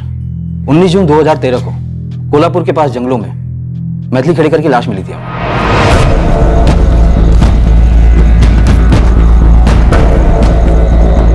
कॉन्डोम पहनकर सेक्सुअल असॉल्ट हुआ था? नहीं, पर आपके ही केस की तरह मैथिली को भी बेहोशी की वही दवा पिलाई गई थी, एल्केजरॉन। मडगांव के केस में भी वही ड्रग्स इस्तेमाल हुई रमेश, और ना जाने कितने केसेस में ऐसा हुआ होगा। जिसका पैन कार्ड मिला था मैथिली के पर्स में, उस सचिन पांडे का क्या कहना था? इससे पहले कि हम सचिन से बात करने उत्तर प्रदेश जाते हैं, लाश की पहचान हो चुकी थी। हमें पता चल गया था कि लाश मैथिली खेड़ेकर की है। कैसे? मैथिली पास ही कंस्ट्रक्शन साइट पर कामगार थी, सुधीर परब के साथ रहने लगी थी। ये तो मैथिली है, हमारे साइट की कामगार थी। किसी से भी पूछ लीजिए, सब लोग यही कहेंगे कि मैथिली का और लेबर सुपरवाइजर सुधीर परब का चक्कर चल रहा था। ये उसके साथ उसके घर पे रहने लगी थी। कब से? यही कोई 4-6 महीने से। ये लेबर सुपरवाइजर सुधीर परब कहाँ है? 4-5 दिन पहले नौकरी छोड़कर चला गया। उसका कोई पता वता नंबर कहीं लिखा है? हाँ जी बिल्कुल है ना, 2 मिनट दीजिए। मतलब सुधीर परब आसानी से हाथ लग गया? हाँ, पर अब मुझे लग रहा है कि शायद उस दौरान सुधीर ने कत्ल करना शुरू नहीं किया था। शायद मैथिली उसकी पहली शिकार थी। पर उसने सचिन पांडे का पैन कार्ड तो छोड़ा था पीछे, इन्वेस्टिगेशन को भटकाने। और उस तक जाने की बजाय सीधे सुधीर परब को उसके घर से उठाने निकल पड़े रत्नागिरी। कत्ल के बाद सुधीर अपने घर में छुपा बैठा था।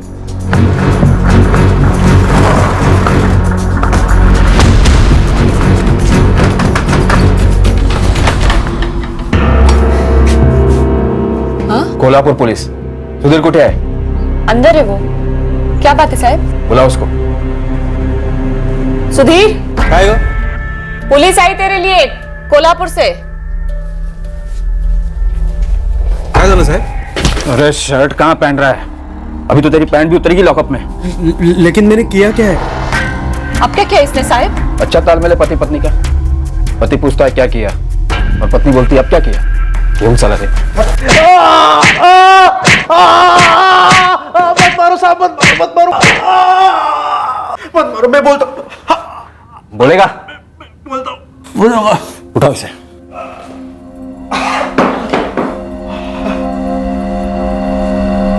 बोलता हूं मैं बोलता हूं। मैंने मैथिली को मारा। पहले पूरी कहानी बकेगा तू, फिर सोचेंगे मारे या ना मारे। पक गया था सर मैं। शादी करो शादी करो शादी करो, वही रिकॉर्ड बजाते रहती थी हमेशा। मुझे तो सिर्फ सोने से मतलब था।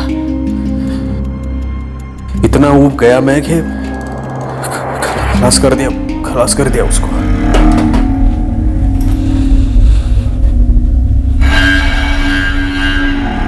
चार महीने से ऊपर हो गए, 2 हफ्ते में करने वाले थे। बोलो कब करोगे शादी? मैथिली खाना तैयार है? तुमने बताया नहीं कब करोगे शादी?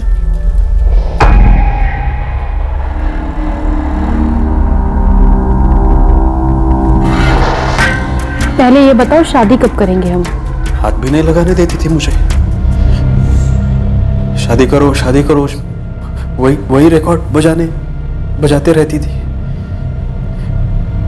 फिर एक दिन मैं बोला उसे, रुक, आज ही करते हैं शादी। लेके गया मैं उसे तब जंगल में? हाँ।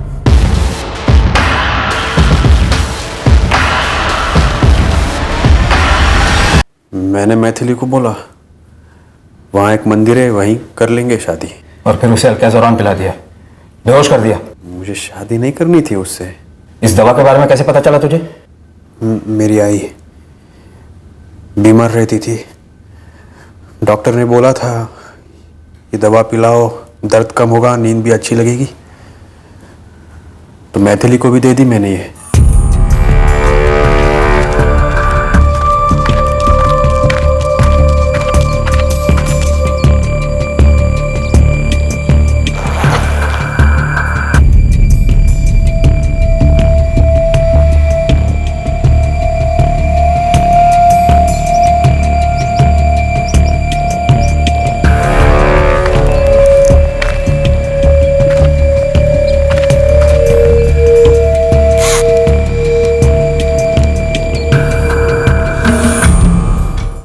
हमने चार्जशीट फाइल कर दी। हमारी रिमांड खत्म होते ही सुधीर को जुडिशियल कस्टडी में भेजा गया। सुधीर पर अब अंडर ट्रायल था, उसके केस की सुनवाइयां होनी थी, पर उसके पहले ही जुडिशियल कस्टडी में सुधीर ने आत्महत्या करने की कोशिश की। कैसे? सुधीर के सेल में जो उसके साथी कैदी थे उनसे शिकायतें आती थी कि सुधीर परब उन सबके लिए परेशानी बन गया है। ये सुधीर परब सेक्स एडिक्ट था, जेल में उसकी तलब पूरी नहीं हो रही थी तो वो वहां के कैदियों के साथ उल्टी सीधी हरकतें करता था। आप समझ रहे हैं ना? हमने जब सुधीर की पत्नी शीतल को मैथिली खेड़ेकर के कत्ल के बारे में बताया तो वो उतनी चौंकी नहीं वैसे। मेरे कर्म फूटे थे साहिब, जो मेरे माँ बाप ने मुझे उस जानवर के गले बांध दिया। जेल से भी शिकायत आ रही है, उल्टी सीधी हरकतें करता रहता है वो दूसरे कैदियों के साथ। उस हलकट को तो कोई भी चलेगा, कुछ भी चलेगा और कहीं भी चलेगा। अभी नहीं सुधीर, दर्द होता है मुझे बच्चा आने के बाद। तब बोलोगे कि अब बच्चा हुआ है, मूड नहीं है। तुझमें कुछ अक्ल वक्ल है या नहीं? हाँ, ये दिन रात एक ही चीज के पीछे पड़ा रहता है। एक ही चीज चाहिए तुझे। बीवी है तू मेरी, तेरे पास ना आऊं तो कहां जाऊं? और किसी चीज के लिए आता है मेरे पास? हाँ, डॉक्टर के पास ले गया मुझे एक भी बार? 2 मिनट बैठ के बात की मुझसे? घर के काम में तो हाथ बटाता नहीं है तू, दिन रात यही सब चाहिए क्या तुझे? इसीलिए शादी करके लाया? सो जा चुपचाप। मैं बता नहीं सकती साहिब क्या क्या करता था वो। एक दिन अचानक छोड़कर कोल्हापुर चला गया और फिर वापस लौट आया। क्यों लौटा? रोज औरत जो चाहिए थी उसे, और कुछ नहीं दौड़ता था उसके दिमाग में इसके अलावा। उसके बच्चे को जन्म दिया था मैंने, एक पैसा नहीं दिया उसने आज तक। पैसे मांगती तो कहता जा अपने माँ बाप से मांग। सब बच्चा छोटा था इसलिए कमा नहीं पाई मैं। और वो वहशी क्या कर रहा था? वहां कोल्हापुर में किसी और औरत के साथ सो रहा था, झूठे वादे कर रहा था शादी के, फिर उसका कत्ल कर दिया। शायद इसलिए लौटा होगा मेरे पास, कत्ल के इल्जाम से बचने के लिए, वरना वो क्यों लौटता मेरे पास? इसकी सेक्स एडिक्शन तब से थी, और शायद जेल से भागने की वजह भी वही थी।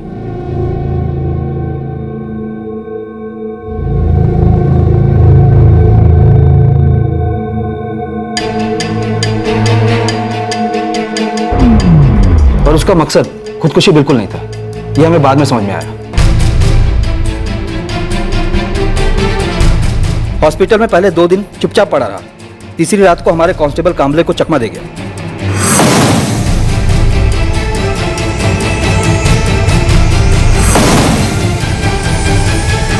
कांस्टेबल कामले को बेहोश कर दिया था। हाँ, कांस्टेबल कामले को तुरंत सस्पेंड कर दिया गया और सुधीर के लिए लुकआउट नोटिस जारी किया गया। ये सुधीर परब सतारा जाकर कमलेश यादव बन जाता है और मडगांव में पता नहीं क्या बना होगा और हमारे नासिक में क्या। पर तब हमें बिल्कुल भनक नहीं लगी कि यह आदमी सीरियल किलर बन सकता है। यही तो मार खाते हैं। ऑलरेडी एक मर्डर में फरार कातिल ऐसा जुर्म दोबारा कर सकता है, सोसाइटी के लिए कितना बड़ा खतरा बन सकता है। इस पॉसिबिलिटी को, इस गंभीरता को समझते ही नहीं।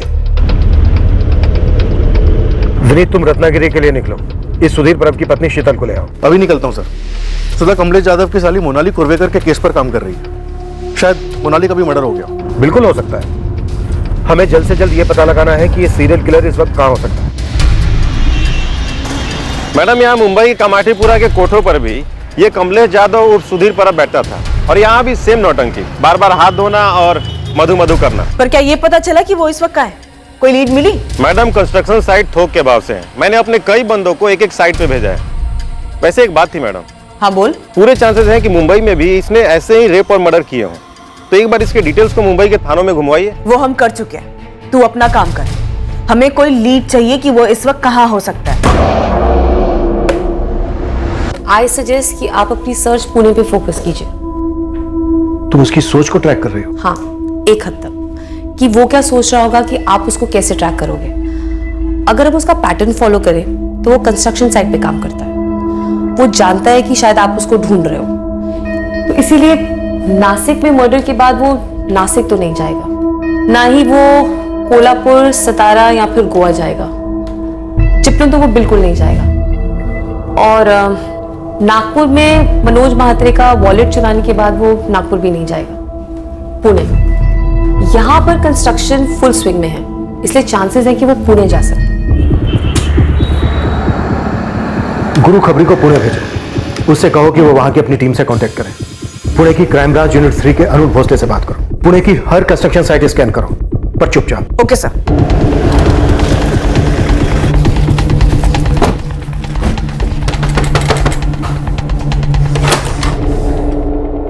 नासिक क्राइम ब्रांच, ग्रामीण विभाग। अब क्या है साहब? वही तुम्हारा पति सुधीर। वो अब मेरा पति नहीं है। क्या चाहिए आपको? शीतल, हमें उसे ढूंढने में तुम्हारी मदद चाहिए, इसके पहले कि वो एक और औरत को अपना शिकार बनाए। ये क्या है रे बाबा, अभी 2 हफ्ते भी नहीं हुए तुम्हें काम पे लगे हो और तुम्हें नौकरी छोड़नी। ऐसा क्या हो गया जगदीश? इससे अच्छी नौकरी मिल गई अश्विन जी। जगदीश, ये नौकरी भी तो काफी अच्छी है। इसके लिए मुझे अपने सेठ लोगों से बात करनी पड़ी, उन्हें मनाना पड़ा, और अब तो वो लोग भी तुम्हारे काम से बहुत खुश हैं। मैं नई नौकरी में ज्यादा खुश रहूंगा अश्विन जी। आज मेरा आखिरी दिन है, कल से नहीं आऊंगा, और 2 हफ्ते की जो तनख्वाह बनती है हक से दे देना, खुशी होगी।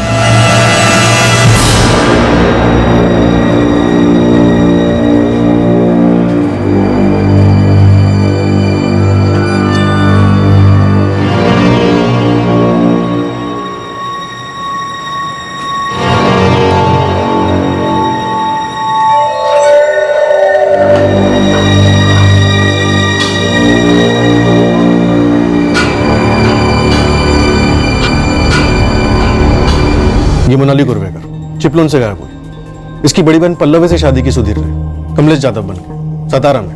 पहले वो गायब हुआ, उसके 2 दिन के बाद मोनाली गायब हुई। हमें शक है सुधीर ने उसके साथ कुछ किया होगा, लेकिन हमारे पास कोई ठोस सबूत नहीं है। मैं सुधीर को कभी पहचान नहीं पाई साहब। उस लीचड़ आदमी के साथ मेरा सिर्फ इतना ताल्लुक था कि मैं बदकिस्मती से उसकी पत्नी थी, और यही मेरी सबसे बड़ी गलती थी।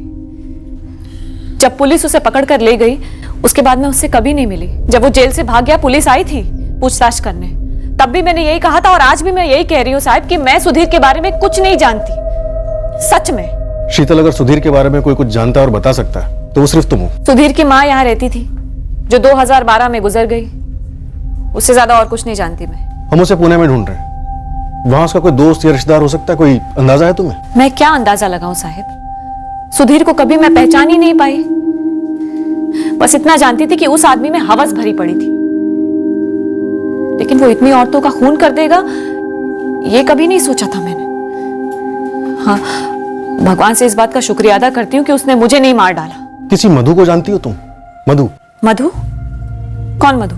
मैं तो पहले दिन से बोल रहा था, इस कमलेश पर भरोसा नहीं किया जा सकता। शुक्र है पल्लवी, उसने तुझे छोड़ दिया। कहीं हमारी मोनाली उसके चुंगल में तो नहीं फंसी। पर मेरी स्टडी कहती है कि ये सिर्फ उन औरतों को मारता होगा जो इसके सामने सरेंडर नहीं करती। इसलिए इसने अपनी दूसरी पत्नी पल्लवी को नहीं मारा, जिससे इसने कमलेश यादव बनकर शादी की थी। पर इसने मैथिली खेड़कर को भी मार डाला, जो अपनी मर्जी से इसके साथ रह रही थी। हाँ, लेकिन शादी के लिए भी प्रेशर डाल रही थी ना।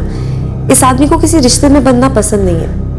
मैथिली को भी किसी बहाने से, शादी के बहाने से जंगल लेकर गया होगा और फिर मार दिया होगा। ये तो वही बताएगा इन दोनों केसेस में क्या हुआ था। पूरा पुणे खंगाला जा रहा है उसकी तलाश में। सब पूरे चांसेस हैं कि आपको मोनाली की लाश वाई और चिपळूण के बीच में मिलेगी। हो सकता है कि इसने मोनाली को नौकरी का झांसा दिया हो, या फिर किसी और बहाने से, मंदिर के बहाने से ये इसको वाई और चिपळूण के बीच में किसी सुनसान जगह पे ले गया हो और वहां मार दिया होगा।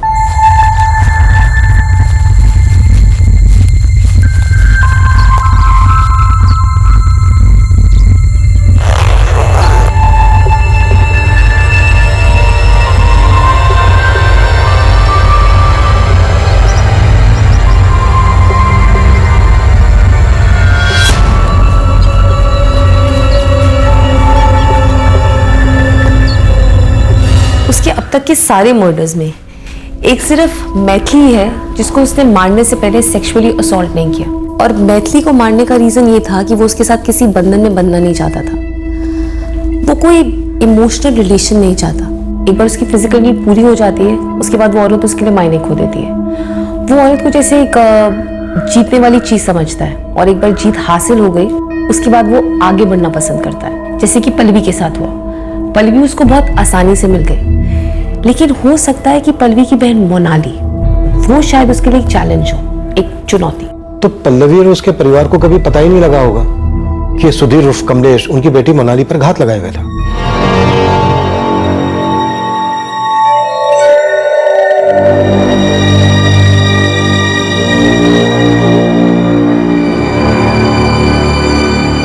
वो जिन सेक्स वर्कर्स के पास जाता है उनका कत्ल नहीं करता है, क्योंकि वो उसके लिए कोई चुनौती नहीं है। वो पैसे देकर उनको खरीद चुका होता है। जब हमने पुणे सिटी को टारगेट किया और इस हत्यारे को खोजने लगे, हमें कोई आइडिया नहीं था कि हम उसे पुणे में धर लेंगे। हम बस एक चांस ले रहे थे, क्योंकि हमारे पास कोई और विकल्प था ही नहीं। पर ये जो हमने ब्लाइंड खेला, चांस लिया, ये हमारे लिए फायदेमंद साबित हुआ। हाँ, बैठिए मैं इसके साथ। इसके बारे में जो भी पता है सब बता। बहुत खतरनाक है ये। खतरनाक नहीं तो हाँ, सन की जरूर है, एक नंबर का सन की। सनकी ने एक नहीं, दो नहीं, कई औरतों का मर्डर किया। क्या बात कर रहा है? हाँ। मेरे को तो ये ऐसा टाइम पास लगा था। बोलता था कभी साड़ी पहन के आओ, कभी उतार दो, कभी मधु बोल के बुलाता था, कभी हाथ धोने जाता था। एकदम अजीब था। इसका कोई मोबाइल नंबर या घर का पता? इतना किसके पास टाइम है? और कस्टमर से उसके घर का पता कौन पूछता है? तू आखिरी बार इसके साथ कब बैठी थी? 1 सप्ताह हो गया रहेगा। इसने मर्डर किया है। साहब बुधवार पेट और पुणे के सारे कोर्टों पर अपने बंदे भेज रखे हैं, वो इसलिए कि ये पता लगा सकें कि आज रात ये बंदा वहां गया है या नहीं। बढ़िया गुरु। कंस्ट्रक्शन साइट्स की क्या खबर है? कल सुबह से 2 टीमें लगने वाली हैं। सर, मैंने पुणे में अरुण सर को अलर्ट कर दिया। उन्होंने कहा है कि पुणे से अभी ऐसा कोई केस रिपोर्ट नहीं हुआ है। मतलब सर, वो अभी अपने अगले शिकार की तरफ टूट नहीं पड़ा है। हम उससे पहले उसे गिरफ्तार कर सकते हैं। हम भी पुणे के लिए निकलते हैं।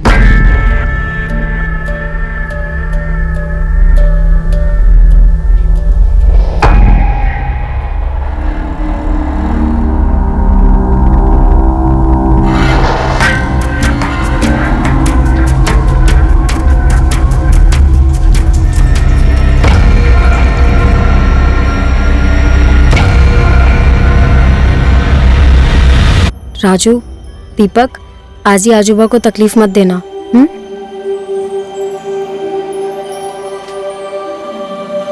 पहुंच के फोन करूंगी बाबा। बेटा संभल के जाना है।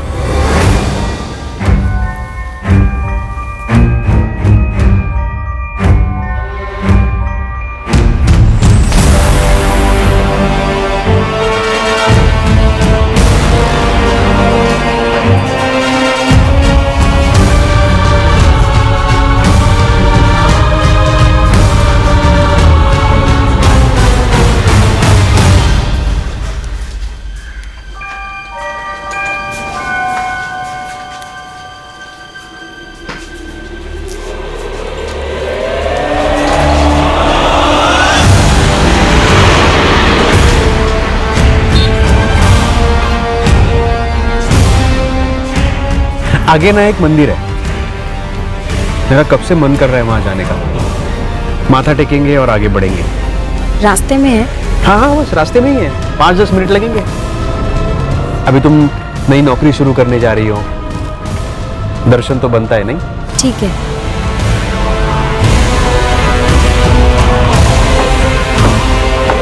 The number you have called is currently switched off. भाई, ये आदमी जगदीश माने के नाम पर यहाँ लेबर सुपरवाइजर के तौर पे काम करता था। परसों ही नौकरी छोड़ी है इसने, और उसका फोन भी स्विच ऑफ आ रहा है। क्या हुआ? किया क्या जगदीश ने? बहुत बड़ा कांड किया, सनकी है बंदा।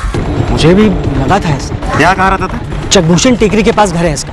चल चल चल, चल। रुक रुक रुक रुक। ये बंदा परसों काम छोड़ कर गया। इसके साथ कोई औरत भी काम छोड़ी क्या? हाँ, एक औरत थी जो पिछले 8 महीने से यहाँ काम कर रही थी। कल ही अपना हिसाब करके निकल गई। नाम नंबर? तेजस्विनी महाडिक। नंबर मेरे रजिस्टर में है।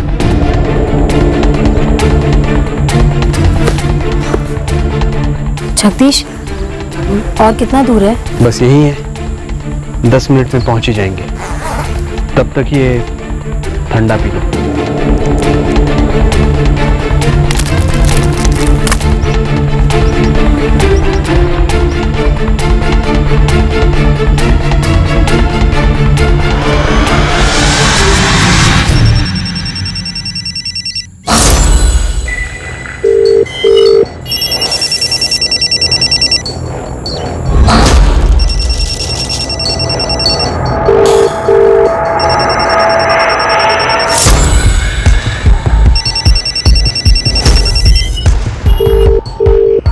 लाओ मैं देखता हूँ।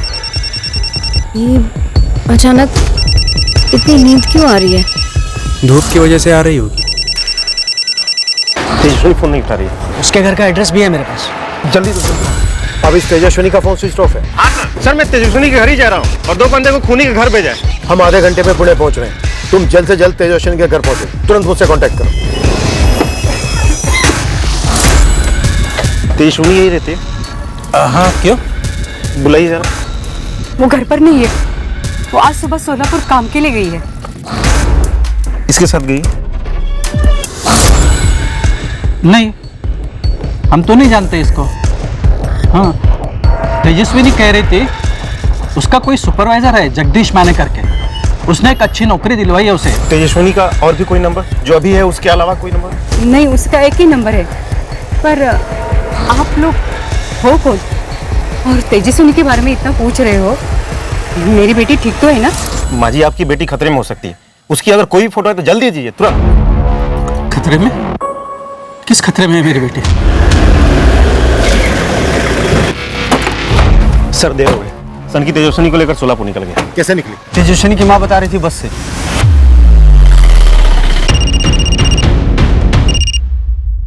बोलिए मिलन सर। अरुण, तेजस्विनी बस से निकली है सोलापुर के लिए उस आदमी के साथ। प्राइवेट बस या एसटी बस? कुछ और डिटेल है? नहीं है, पर मुझे लगता है एसटी बस से निकले हो। सर, हमारे इधर 2 डिपो हैं एसटी बस के। पहला पुणे स्टेशन पे, दूसरा शिवाजी नगर स्टेशन पे। मैं पता करता हूँ कि सोलापुर के लिए कौन कौन सी बसें निकली।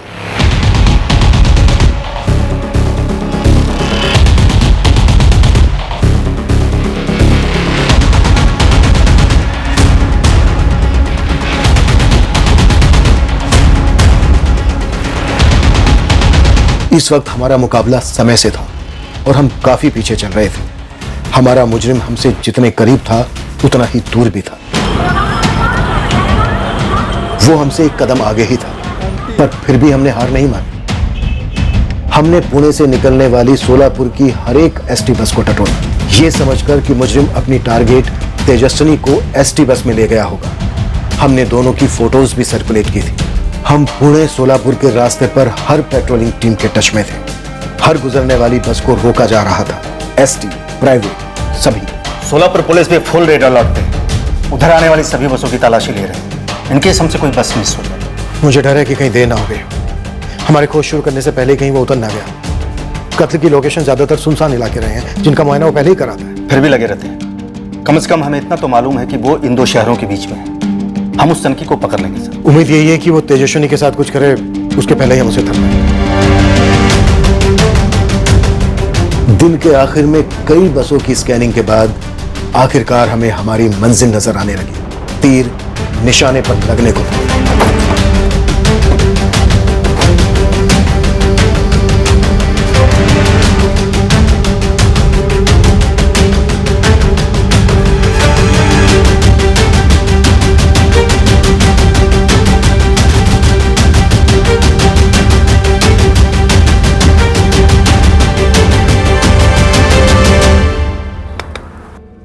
चल उधर नीचे। हमने हमारे संदिग्ध सुधीर परब उर्फ जगदीश माने को धर लिया था और तेजस्विनी उसके साथ नहीं थी। सर, बार बार पूछा पर कुछ नहीं बोला। सर, जबान पे ताला लगा है। तोड़े ताला सर। अभी तक तेजस्विनी का पता नहीं चला। अभी नहीं। इंस्पेक्टर, मैं सजेस्ट करूंगी कि आप सुधीर पर 3rd डिग्री इस्तेमाल ना करें। इतने मर्डर किए उसने, उसके दिमाग में पता नहीं क्या कुछ चल रहा होगा और हो सकता है कि अगर आप उस पर 3rd डिग्री इस्तेमाल करेंगे तो वो एकदम खामोश हो जाए। हमने उसकी दोनों पत्नियों को भी बुलाया, शीतल और पल्लवी। वो उन्हें भी कोई रिस्पॉन्स नहीं दे रहा है। शायद वो इससे रिस्पॉन्ड नहीं करेगा।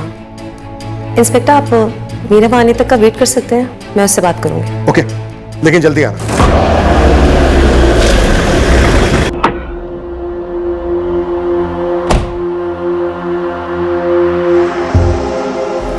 ये औरतें आसानी से हाथ नहीं आ रही थी, है ना? तुम्हें 24 घंटे यही ख्याल रहता, यही सोचते रहते कि इनको पाना है, छूना है, इनके साथ सोना है, लेकिन इनको बता नहीं सकते कि ऐसा ऐसा है। सर, तेजस्विनी की लाश मिल गई। कहाँ?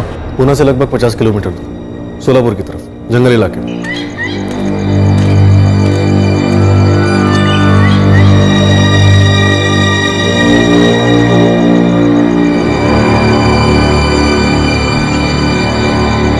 बिल्कुल उसी कंडीशन में मिली है लाश, और तेजस्विनी के पर्स से मुंबई के किसी हरीश जागीरदार के नाम का ड्राइविंग लाइसेंस भी मिला है। मुंबई आरटीओ से इशू किया हुआ। लाश को पोस्टमार्टम के लिए भेज दिया गया सर। उनके हाथ भी वही फाइंडिंग्स लगेंगी जो पहले के केसेस में मिली।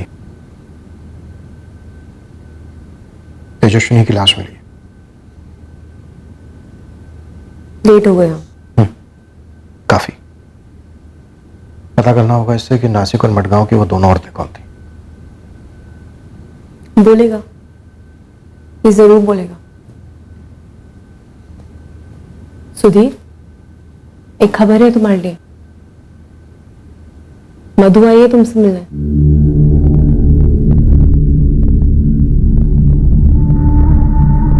जिस तरह तुम इतने समय से उससे मिलने के लिए पागल रहे हो ना, वो भी तुमसे मिलने के लिए बेताब है। आखिरकार हमने उसे कांटेक्ट कर लिया। मिलोगी नहीं उससे? कहाँ है मधु? बाहर खड़ी है, बुलाऊं अंदर? जरूर बुलाऊंगी, लेकिन उससे पहले मेरी मदद कर दो। संगीता आचरेकर। कहाँ काम करती थी? मडगांव के आसपास? नहीं, बेलगांव से थी।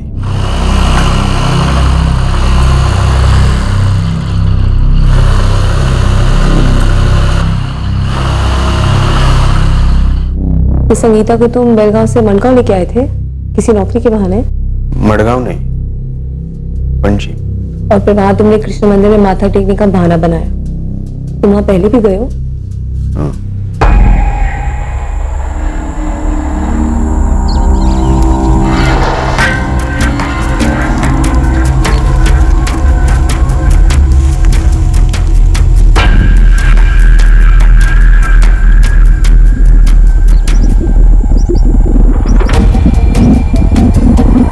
मधु,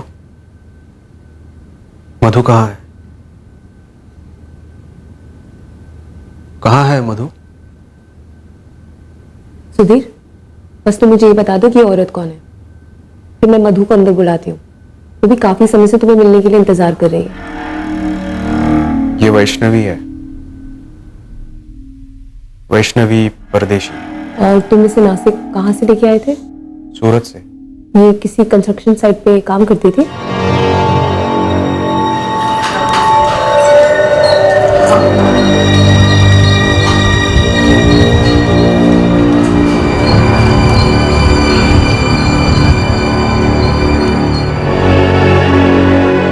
अब मधु को यहाँ बुलाओ।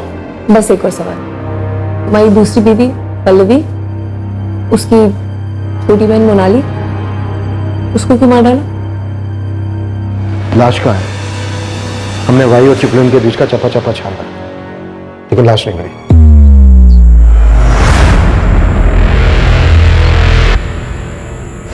मोनाली मानी कैसे? पंचगनी में उसे सिर्फ 5,000 मिल रहे थे। मैं बोला चिपलून में 12,000 मिलेंगे, रहने खाने का अलग से। कहाँ मारा उसे? महाड़ के पास।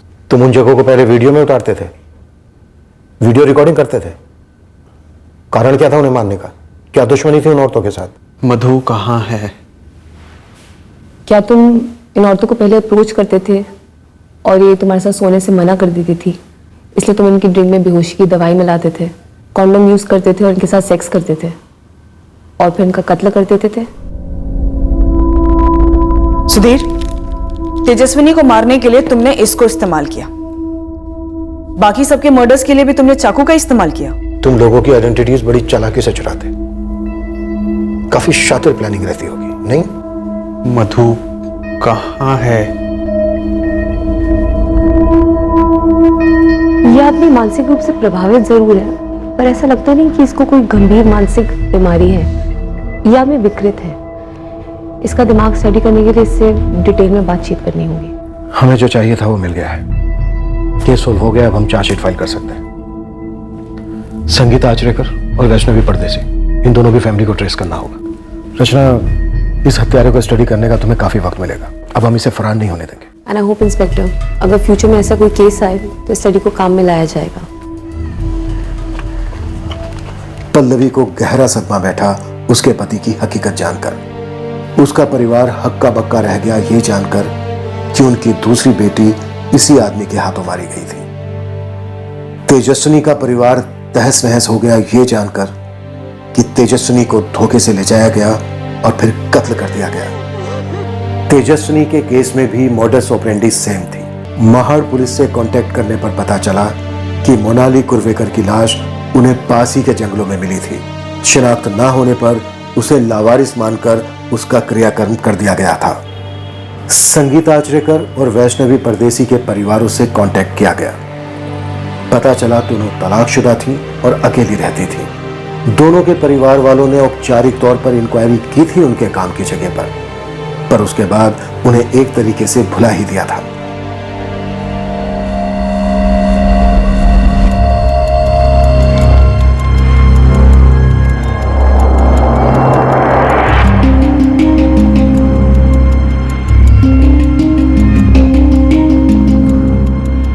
सुधीर, मधु कौन है? हमें अब तक नहीं मालूम मधु कौन है, जिसके बारे में विजय बार बार जिक्र करता रहता है। संगीता आचरेकर के लिए वो पीटर गोम्स बना, पल्लवी और उसके परिवार के लिए वो कमलेश जाधव बना, सूरत की वैष्णवी परदेसी के लिए वो विजय शिंदे था, तेजस्विनी उसे जगदीश माने के नाम से जानती थी, शीतल और मैथिली खेड़ेकर के लिए वो सुधीर परब था। साइकेट्रिक एग्जामिनेशन के बाद डॉक्टर्स इस नतीजे पर पहुंचे कि इस आदमी को कोई मनोवैज्ञानिक बीमारी नहीं थी। यह मानसिक रूप से काफी सक्षम था अपने गुनाहों को प्लान कर अंजाम देने के लिए। पता चला ये केवल ओवरसेक्स्ड यानी अति कामुक इंसान है। जो औरतें इसकी पहल को ठुकराती या इस पर किसी तरह का दबाव डालती या जिन पर यह काबू नहीं कर पाता तो ये उनका रेप और कत्ल कर देता। और चूंकि एक बारी उसकी मॉडस ऑपरेंडी काम कर गई थी, वो बार बार यही भयंकर जुर्म दोहराता रहा। ब्रोकन विंडो थ्योरी, कभी भी किसी केस को अनसुलझा या अधूरा नहीं छोड़ना चाहिए। सुधीर परब का हॉस्पिटल से फरार होना छोटी बात नहीं थी। उसका इस कदर पीछा होना चाहिए था कि वो अपने अगले शिकार संगीता आचरेकर तक पहुंचने से पहले ही गिरफ्तार होता। संगीता का केस अनसुलझा रहा, मोनाली का केस अनसुलझा रहा, कमलेश जाधव का गायब होना भी पूरे जोश के साथ इन्वेस्टिगेट किया जाना चाहिए था। शायद वैष्णवी परदेसी का केस होता ही नहीं, तेजस्विनी का केस तो होना ही नहीं चाहिए था। अब हम पूरी ताकत से लड़ेंगे सुधीर परब को कड़ी से कड़ी सजा दिलवाने के लिए। फिर मिलेंगे अगले हफ्ते क्राइम पेट्रोल सतर्क में। जय हिंद। इस तरह के और भी एपिसोड देखने के लिए हमारे चैनल को सब्सक्राइब करें और बेल आइकन दबाना ना भूलें।